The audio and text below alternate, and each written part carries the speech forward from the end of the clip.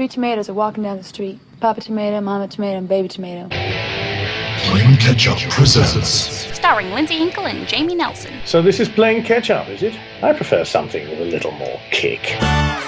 Everybody's favorite condiment-themed entertainment podcast. Put some hot sauce on my burrito, baby! Hot sauce. Nobody puts ketchup on a hot dog. You're listening to Hot Sauce on PlayingCatchup.com. I'm your host, Lindsay Hinkle, and with me is my co-host, Jamie Nelson. Hello. Oh, I have a story for you, okay? Okay. And it involves being in the bathroom. Okay, so I was at some friends' anniversary party / renewing of their vows at this bar, right? So I went to the ladies' room, and while I'm in the stall, I hear someone else come in, and they're waiting in line. And all I hear is a pounding noise and whistling. And somehow I was like, wow, that whistling really sounds like a man. And I don't know what it is about a whistle that can sound male or female, but it definitely sounded like a man. And I was like, okay, that's weird. So then I came out of the stall, and there was somebody standing there with like long blonde hair and basically sort of like that junk lady from the Labyrinth, except for without the wrinkles, holding a giant stick, like taller than herself. Is this real? Yeah. She was using it like a cane, but she was banging it on the ground. So I left, and somebody told me, oh yeah, that's so-and-so. That's a man, by the way. And I was like, okay, well, if it's a transgender thing and they want to use the women's bathroom, I'm okay with that. But then it turned out this person was the priest for the renewing of the vows. What? He went up on stage and sort of like hijacked the wedding into some sort of poetry reading where it was, and we are here today because of love, and he got us all chanting love, love, love, as if there was some sort of person somewhere in a cave someplace plotting to destroy love if it was only for these people in this bar who would stop chanting love. So, like, I believe in fairies in the middle of Peter Pan. Yeah, it's exactly like what it was, but there was no one trying to stop the fairies, so I don't know why we had to chant it. It was really weird, Lindsay. I don't believe that this happened. I swear really to God. don't. Hey, Jamie, you want to marry me? Not really. Well, that's the wrong answer. I'm going to tell Ben that you were mean to me and you said you didn't want to marry me. He'll be thrilled. I think that he will understand my upsettedness. Oh, Lindsay's upsettedness. Well, that's enough about that, Lindsay. Who do we have in our waiting room? Why, I'm not sure. Could it be Jahn Xavier? Maybe. Let's open the door and find out. Hi, Jan. We've been waiting in the wings too long, praying for our turn. So much more unites us than divides us. There's so much left to learn. I still yearn. How are you? Good.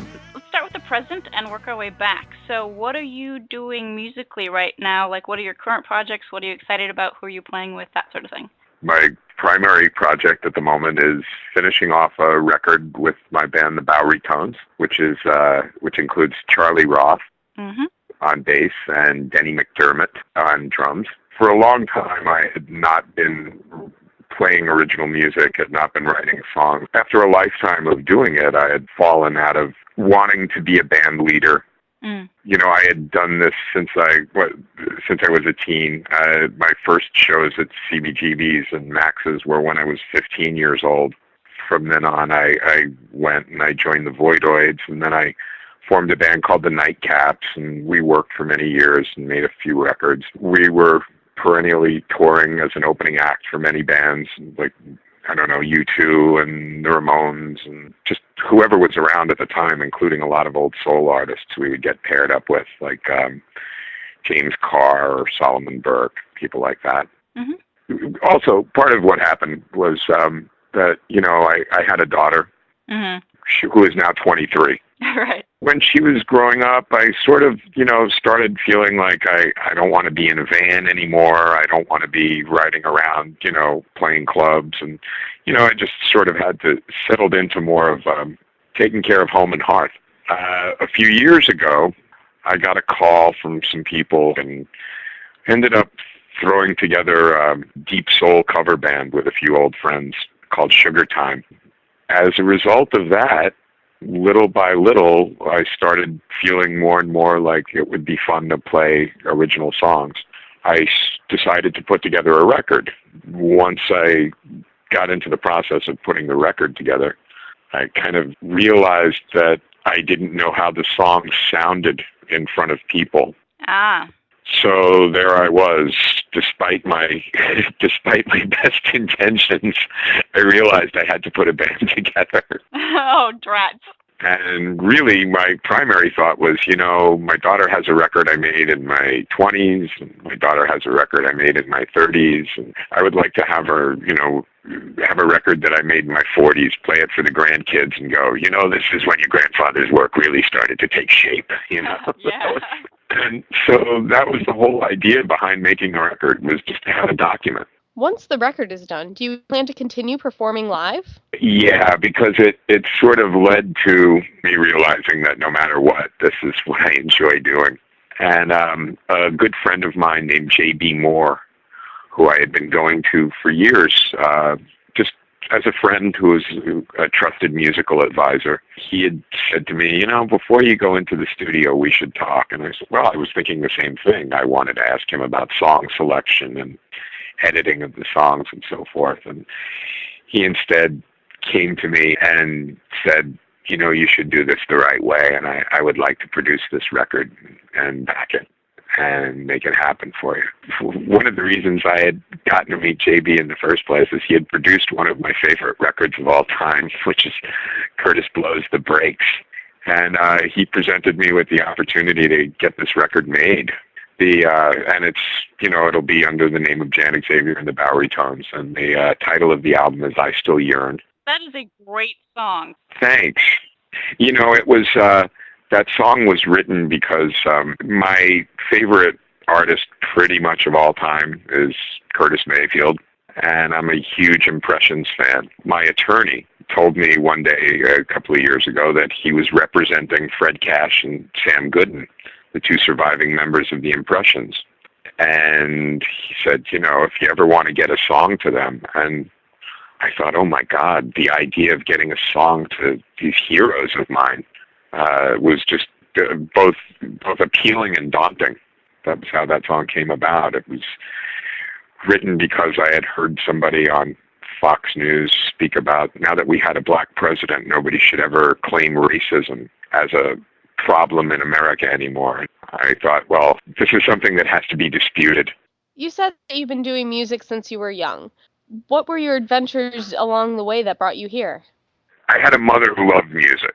I was a music lover at 2 or 3 years old. I sustained a huge gash in my head by trying to pull a record player down off a top shelf while my mother was asleep when I was about 3. Oh no! Yeah, I pulled it down by the cord, to get the record player down to work it by myself, and pulled it down on top of my head. Oh. It was kind of metaphor alert. My godmother was named Barbara Skydell, and Barbara had started in the mid-'60s working at a rock and roll booking agency called Premier Talent. And Premier Talent was run by a man named Frank Barcelona.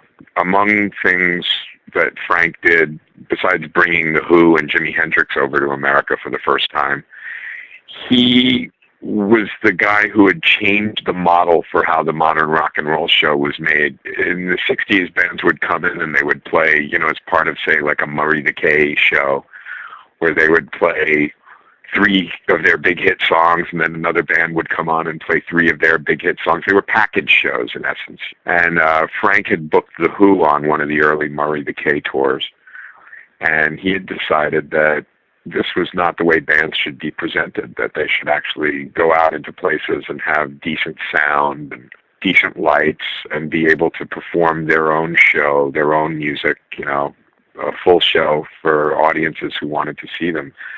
He actually got inducted into the Rock and Roll Hall of Fame for doing this. Wow. Anyway, I grew up at their feet. My mom started working at the agency when I was very little. They started taking me to rock and roll shows when I was about 6 years old. They first took me to see The Who at the Fillmore East. And in the meantime, we lived in the Bronx until I was about 8 years old, my mom and and I was surrounded by soul music. I was just a huge soul fan. So on the one hand, I was this, crazed rock and roll kid, and on the other hand, I was a soul lover. Well, the first record I fell in love with was Herman's Hermits. I got a copy because I fell in love with the song on the radio. My mom brought me home a copy of Mrs. Brown, You've Got a Lovely Daughter, and I'm Henry VIII, I Am. But the first record that they brought me home that really blew my mind was The Who Sell Out. Okay. And that was the perfect record for like a 6-year-old, 7-year-old kid. It was just commercial jingles and funny little songs. It was your 6-year-old desert island record. Yeah. By the time I was about 12, I had my own pass, like under my own name, to get into any show at the Academy of Music. I started playing drums at 6 or 7 and destroyed enough of those little paper kiddie drum kits with the paper drum heads, And since Keith Moon was my favorite drummer, I would destroy them in a day or two, Oh, wow. Yeah. So finally, when I was about 8 years old, my mom, God, she must have sweat blood to earn the money to do it. She bought me my first drum kit. But somewhere around 11 or 12, I got the chicken pox and sat home for a day or two and realized that I was kind of facile on the guitar. Well, your neighbors must have loved the switch from drum to guitar. Oh, my God. We had... that was another thing my mom did that was amazing. She fought with neighbors, for my right to, play drums in our apartments. And what she would do is make deals with them. He can play between these hours and these hours. So, I would have to finish playing by 5 o'clock when people got home from work. So I would run home from school, just run home so I could get in an hour and a half or so to play. So it's like, you let him play drums for half an hour and I'll let you vacuum. Well, Mom was definitely a bit of a pit bull too. When it came to defending her, her son's right to play, it was kind of nice. I only realized later on how fortunate that was. But when I started to play guitar, that opened up a melodic world to me that, otherwise, had not been available to me. And that's when I started realizing that, I could put chords together and make songs out of them. It led to many years of writing many hideous songs. Everybody's got to start somewhere. No matter what your field of endeavor is, you have to do a lot of awful work to get to the good stuff. Yeah, absolutely. I mean, Ray Bradbury said that quantity eventually equals quality. Eventually, in the life of any artist, I think you write something that is beyond the judgment of others. That gives you a certain measure of self-satisfaction, that it just doesn't matter what anybody else thinks of it. What is your favorite story from your experience in showbiz? In March of 1970, my aunt, Barbara Skydell, she and I were eating in Ratner's, which was an old Jewish deli next to the Fillmore East. And Peter Rudge, who was the Who's tour manager at the time, Peter walked in and sat down at our table and told Barbara that the Who were ready to do the shows at the Metropolitan Opera House. And she goes, well, my nephew here, he's the world's biggest Who fan, the world's biggest 7-year-old Who fan. And he goes, well, he has to come. And I lived for the next 3 months on the fumes, the fact that I was going to go to see the Who play at the Metropolitan Opera House. And they were going to do what was being billed as the last full performance of Tommy, because they had been out on tour for the previous year or two performing Tommy in its entirety. We went to see the Who that afternoon. They did 2 shows, an afternoon show and an evening show. We went backstage afterwards, and she then said, you know, my nephew knows the words to all of your songs. And all of a sudden, Keith Moon goes, oh yeah, let's hear him then. Oh. And they put me up on a table backstage at the Metropolitan and stood me up and made me sing Acid Queen and Go to the Mirror Boy for the assembled members of The Who. They all started to rave. Keith and Peter Rudge are going, we're taking him on tour. And I looked to my mom, hopefully, and my mother actually goes, yeah, the fuck you are. Yeah. I mean, if I had to pick one music memory, yeah, it would be singing two songs from, you know, as an almost 8-year-old, singing two songs from Tommy for the assembled members of The Who backstage at the Metropolitan Opera House. That'll take me to the end of my days. Wow, how do you top that? Nice. I also have to say there was nothing quite like the late 70s at CBGB's and Max's Kansas City. Really, the quality about it that impressed itself upon me the most was that everybody was there watching everybody else. You would watch somebody play, and then you would take what they did and put it through your own filter, and then somebody would see you do it, and they'd take it, put it through their own filter.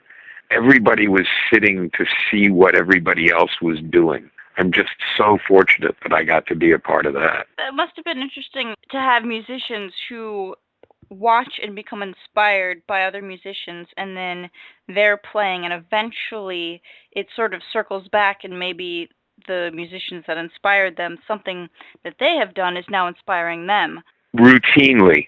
It would be impossible not to pick up a lick here and there from somebody else and then turn around and you would hear it come back to you after you had played it. You know, yet it sounded completely different when the next guy would play it.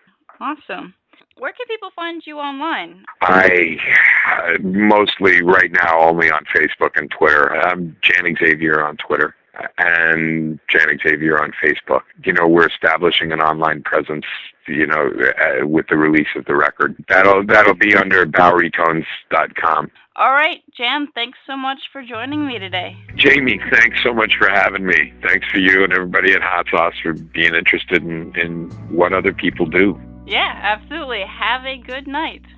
All right, you as well. Bye. I remember every struggle.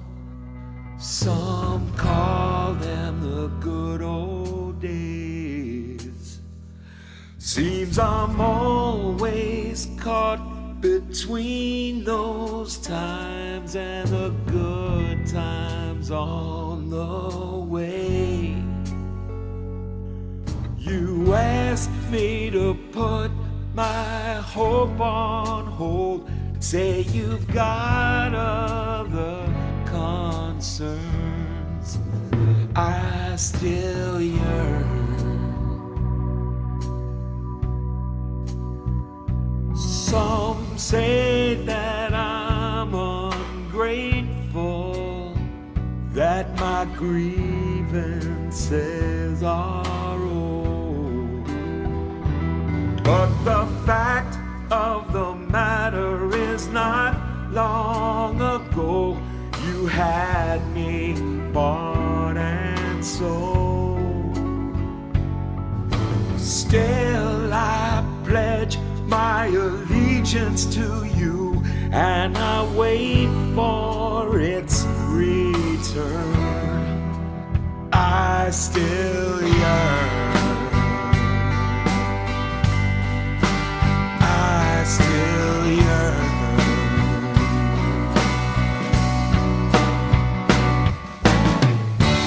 We've been waiting in the wings too long, praying for our turn.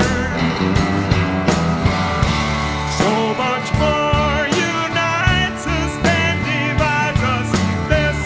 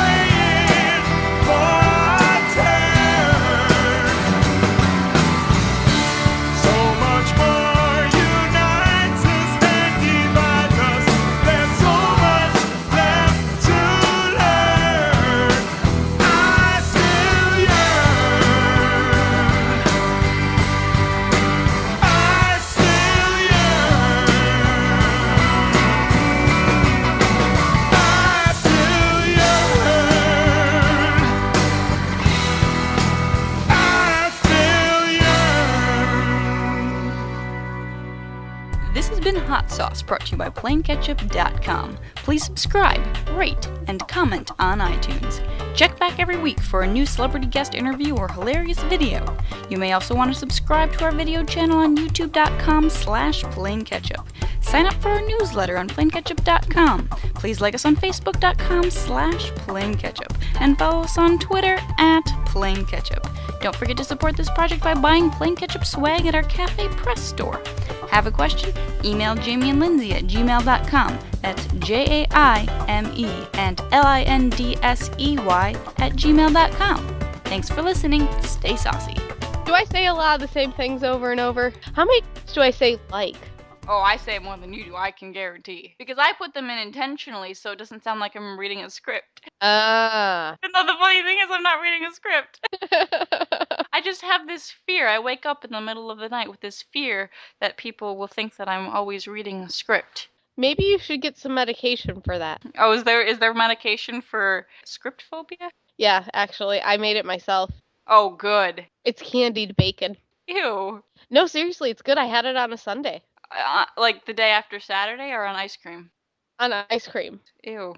Oh, I eat meat. I heard. How's that going? I haven't gotten horribly sickly yet, unless this is my body revolting against all the meat. I don't think it comes in the form of snot.